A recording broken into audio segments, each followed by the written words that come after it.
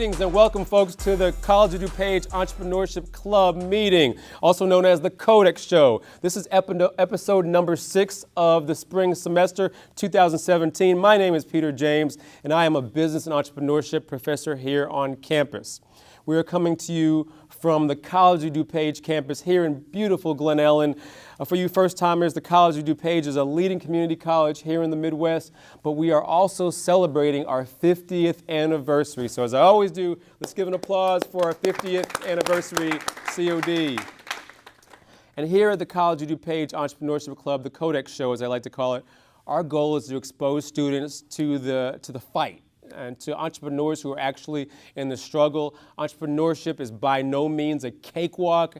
It is a day-to-day grind, as Chris and I have been kind of alluding to a little bit. And there are ups and downs to it. The goal really is, especially for all entrepreneurship students here on campus, is to show them that you don't have to work for somebody for the rest of your life. You can actually do this on your own as well. But we are rolling here with episode number 6. We have a sponsorship, of course, from Bruce Norstrom, who's from Ambit Energy. Bruce, how are you doing? Wave at everybody, Bruce. Thank you so much. Everybody wave back to Bruce. Sweet. But before we even get to Bruce, we have Chris here. Chris is from the Academy of Music and Art in Westmont, and we're so glad to have him today.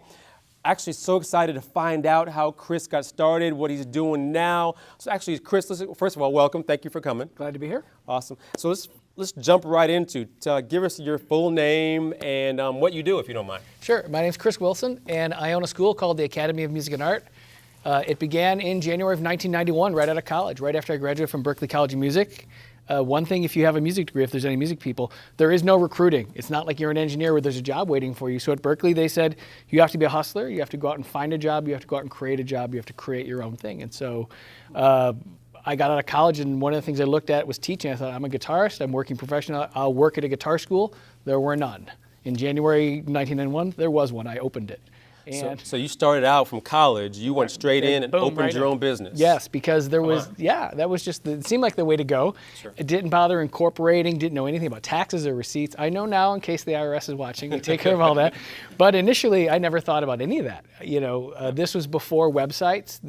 I bought a Yellow Pages ad, I had a business phone, and started handing out flyers, networking. So did you have an entrepreneurship class when you were in college? No, nothing. So my dad owned companies. My dad's an entrepreneur. So when I was in 6th grade, I started working for my dad. So he did newsletters, he did direct mail, he had all sorts of stuff, so we worked for him. So you were exposed to it? I grew up with it. That was all I knew. Okay. I didn't know anything else. So our summer job was, in the school year, you'd get up at 8 a.m. and go to school. In the summertime, I got up at 7 a.m. and worked for my dad. So it was like even longer days in the summer. But it was great. It was a great experience.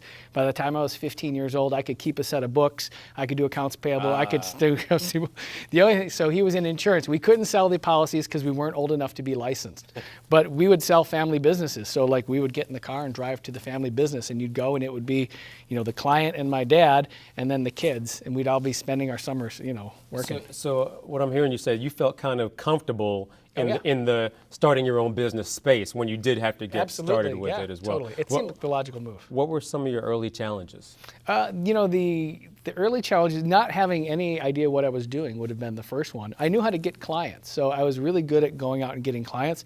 But I didn't know about how to file a tax return. I didn't find out about taxes until the year was over, and it was like April of 92, and it was like, oh man, I got to do taxes. And my dad took me to H&R Block, and they're like, okay, we need like receipts, and do you have all this stuff? And I was like, yeah, I'm gonna have to get back to you in a couple of days. Wow.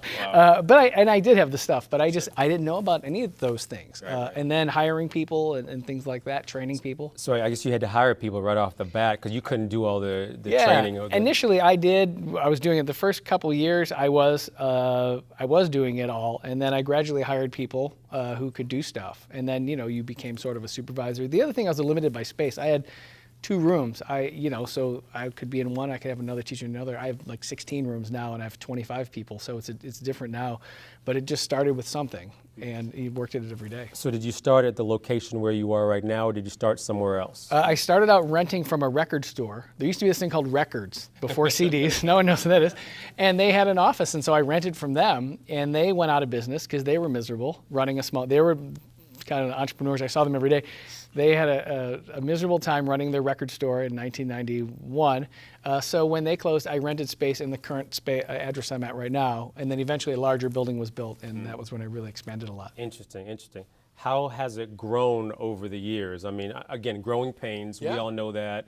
And actually, you described some already. Give us a little bit more, but show us how it maybe even made the business grow a little bit. And before you even answer that, hey, studio audience, please, by all means, if you have questions about how we grew this business, please don't hesitate to jump in. Oh, how'd you end up like right out of school, just starting to rent a place now? How'd you have the funds, or did you? Sure. In this case, I went to a record store and I said they weren't making any money. So I said, you have this storage room. Can you just cover everything, and I'll pay you a percentage of everything I get. Oh, I see. So, you know, if I charged $20 a lesson, I had to pay them $4 an hour, and it was $4 an hour than they were making, because they weren't making it. They opened a retail store on the second floor of a retail space. So they had like 0 customers. I was actually bringing more people in than they were.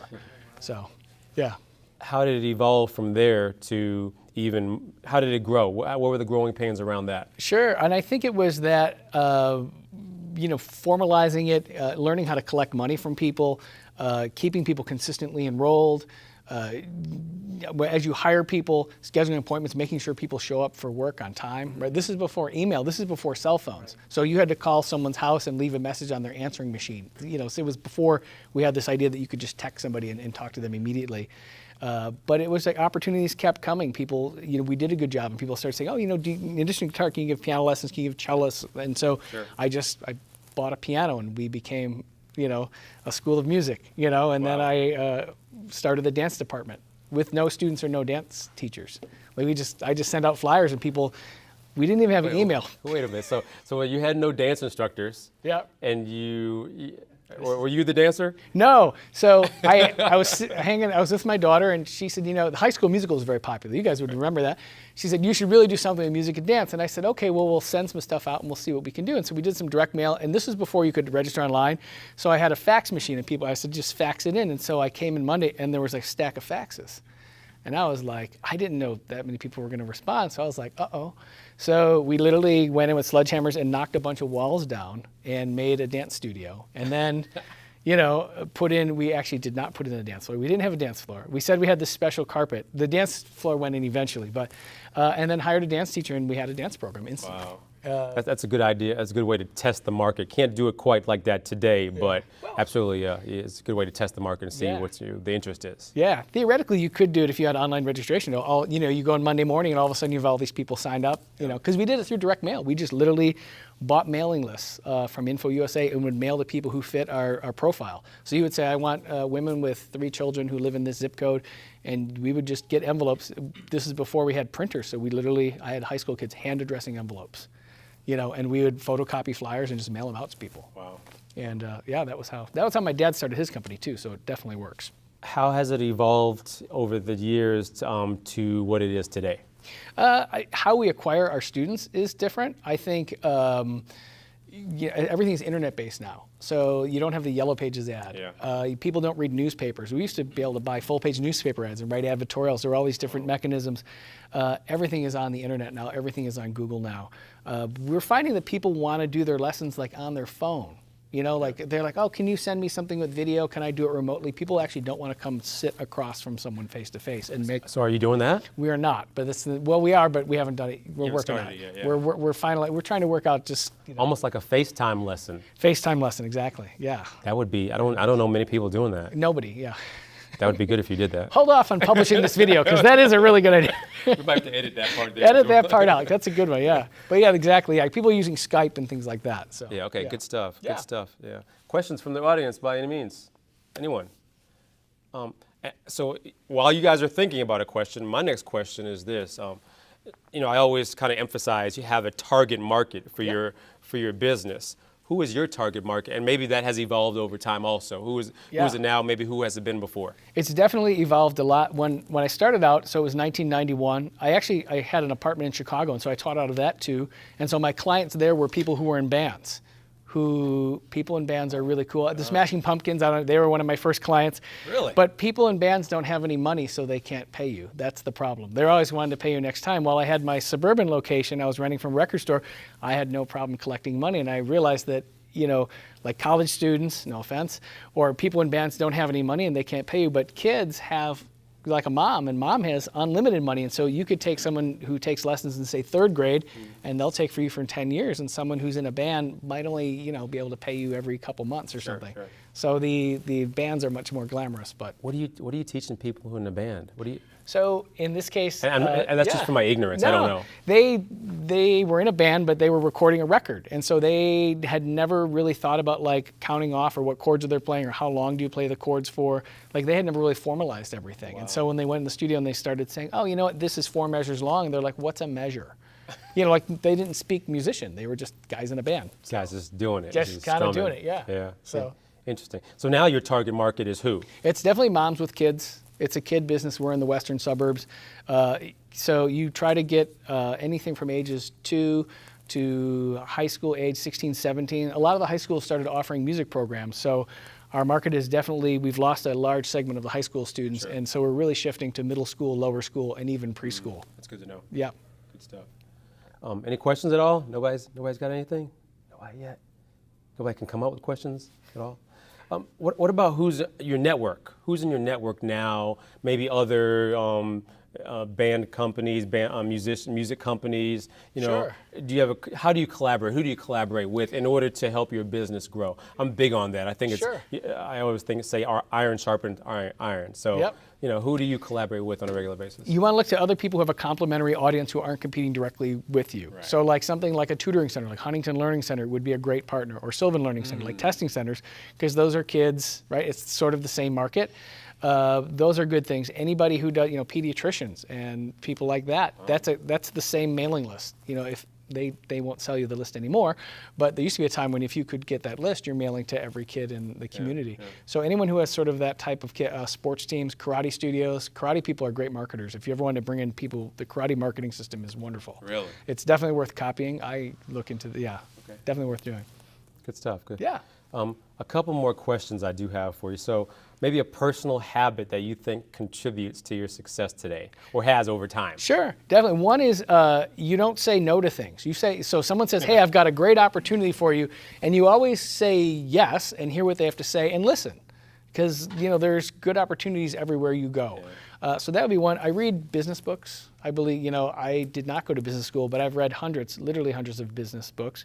And I've actually continued to take classes at COD. I'm taking advanced accounting tonight, which is a really difficult class, and I've determined it has absolutely nothing to do with my business. It's like, it's kind of cool because it really makes you think, but it's definitely good to be constantly learning. Sure. And then positive attitude is really another thing. Look for opportunities, look for good things, and that's how they come to you. Awesome. Good stuff. Good stuff. Taking managerial accounting? Yeah, I've taken managerial accounting. Yeah, I took it with Rushka. It was great. Yeah, I took cost with her too. She's brilliant, by the way. She worked for McDonald's. She's great.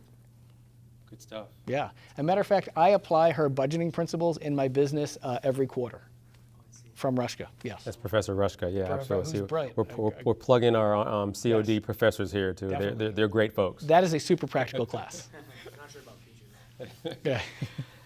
So, folks, if there's no more questions, Chris, again, thank you so much. Glad to be here. I almost end every interview with this last question right now. If you were college age again, yep. if you know then what you know now, what would you tell yourself back then? So I graduated from college in 1990, and nobody used computers. Computers were something you saw on television. And I just actually had a reunion, and we all talked about how things are different. None of us graduated from college knowing how to use a computer.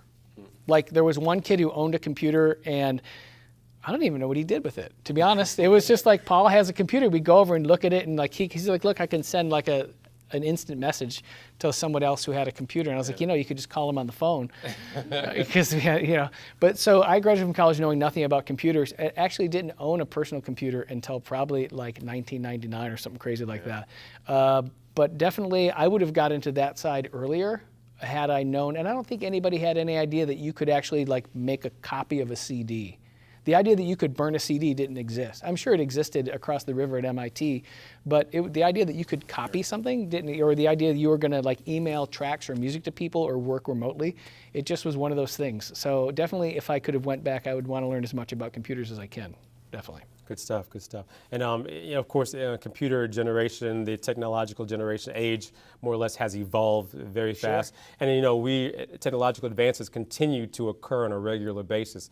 What's on the next horizon? A lot of folks are saying that virtual reality is on the next horizon. Right. We're seeing that play out right now with Alexa, Google Now, but what does that look like down the road with self-driving cars or robots in your home? You may think that's kind of far-fetched right now, but we thought that what we have right now is kind of far-fetched 20 years ago. Robots replacing my teachers, that would be good, right? That would be scary. They're never late, right? You don't have to pay them health insurance, so that would be kind of cool. Let's make sure we edit that one too. Yeah, there you go. Yeah. Well, they say that, if you go into like places like McDonald's and Panera, the kiosk has replaced the person saying, "Can I take your order?" You just punch it in now. Right? Yeah, most of us have seen that at different places now. They have the kiosk where you punch in your order. Right. Yeah. Or I always like to mention this on the highways, the toll booths. Very rarely do you see toll workers anymore. What replaces them? Everybody has the iPass nowadays. So that did not exist when we were young. It did not exist when we were young at all. So interesting how stuff evolves. So thank you again for coming. Let's give Chris a hand, folks. And thank you to our studio audience, but also for our audience for watching on YouTube. I truly appreciate it. Again, we have another session in 2 more weeks. And that'll conclude the CODEC show for the spring semester 2017.